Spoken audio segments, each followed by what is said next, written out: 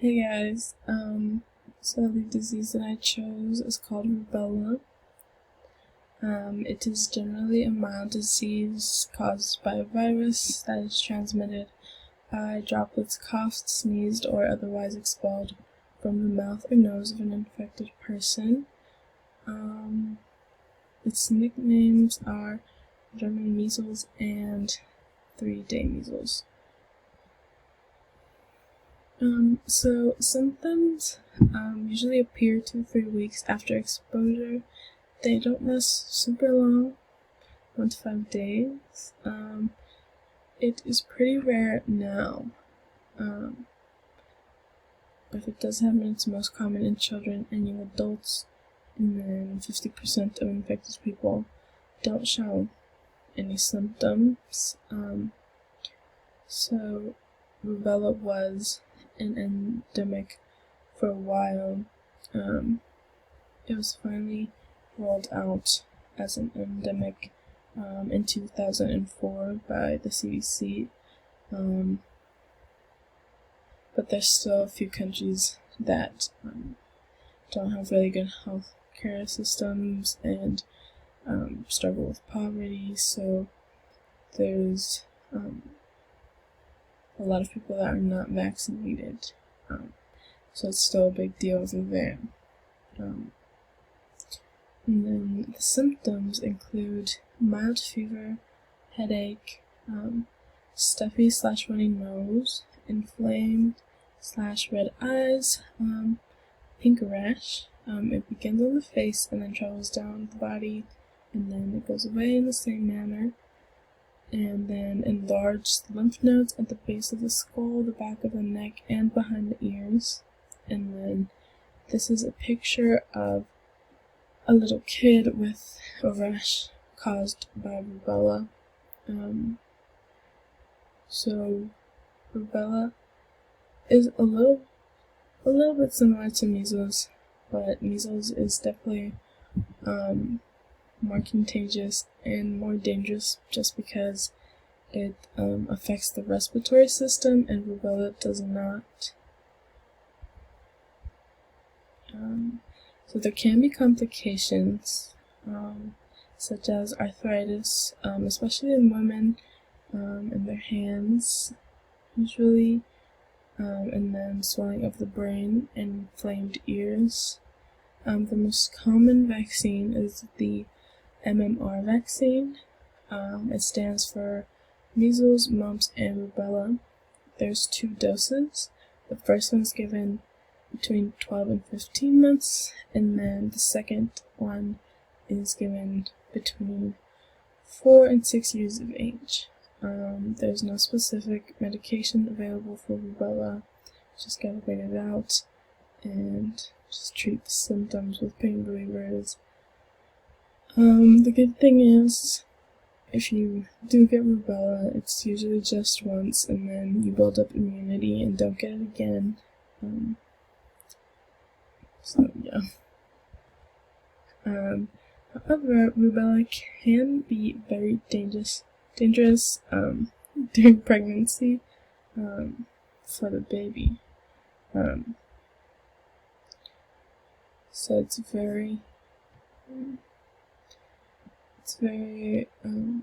it's recommended for women who want to get pregnant to check that they are vaccinated for rubella and have immunity against it, because women infected with rubella in the first 3 months of pregnancy have a 90% chance that their baby will be born with CRS or will not survive.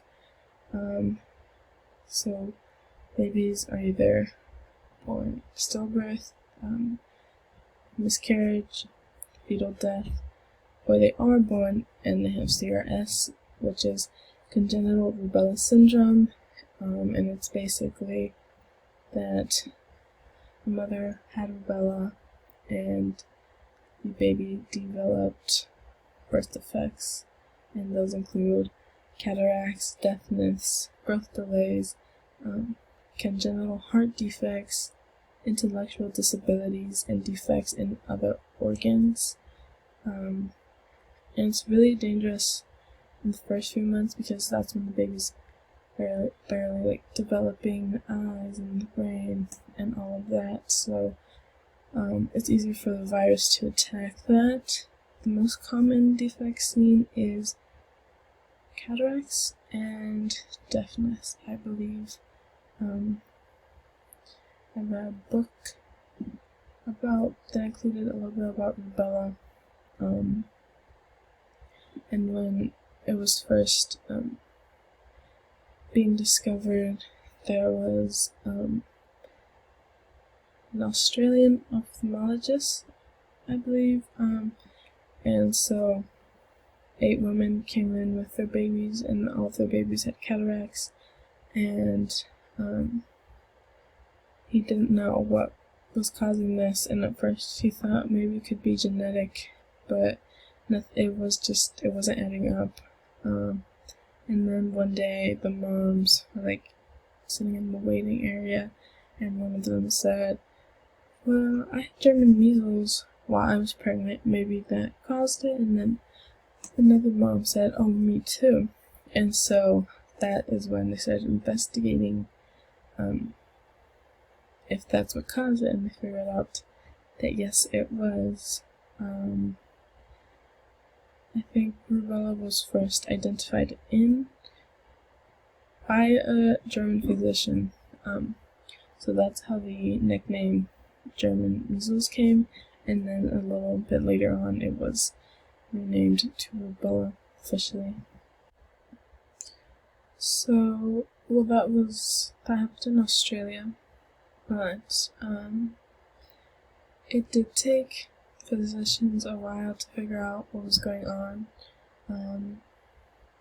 This was happening in like the mid-1800s. The vaccine didn't come out until I believe 1969. But they, at first they thought, okay, this is measles. It was not, because it wasn't affecting the respiratory system. Then they thought maybe it's scarlet fever. They also rolled that out.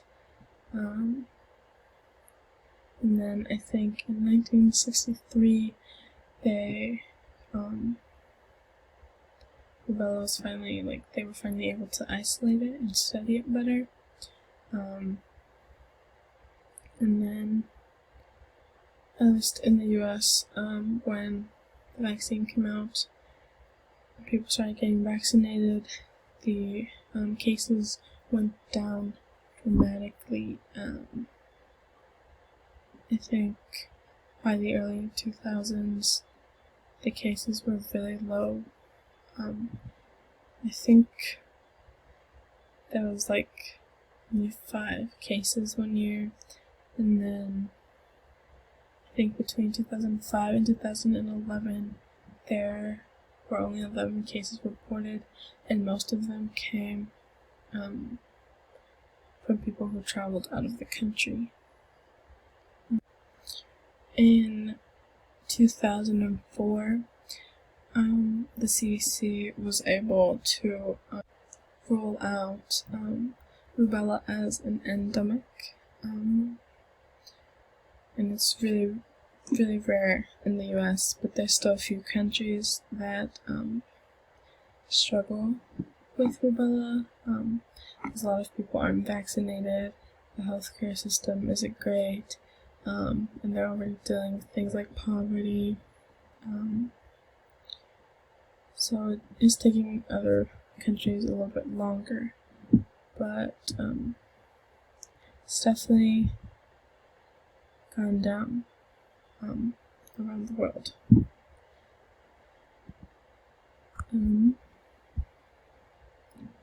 So this is what the rubella virus looks like. It's made out of glycoprotein, icosahedronucleocapsid, just one, RNA, and then a lipid bilayer membrane, and then on the right is what it looks like under a microscope, which is pretty cool to see. And then the taxonomy for rubella, what I could find is that its family is Toga Faraday, I believe is how you pronounce that, and then the genus is Rubavirus, and then it's the only species in this genus, which is called Rubellavirus. Rubella can definitely be really dangerous for unborn babies, but for the rest of the world, it's not deadly at all. It's pretty uncommon now, and the symptoms aren't terrible unless there's like complications and somehow the brain swells, which probably be the most dangerous, just because that can cause a lot of bleeding and possibly death. But yeah, so thanks for watching.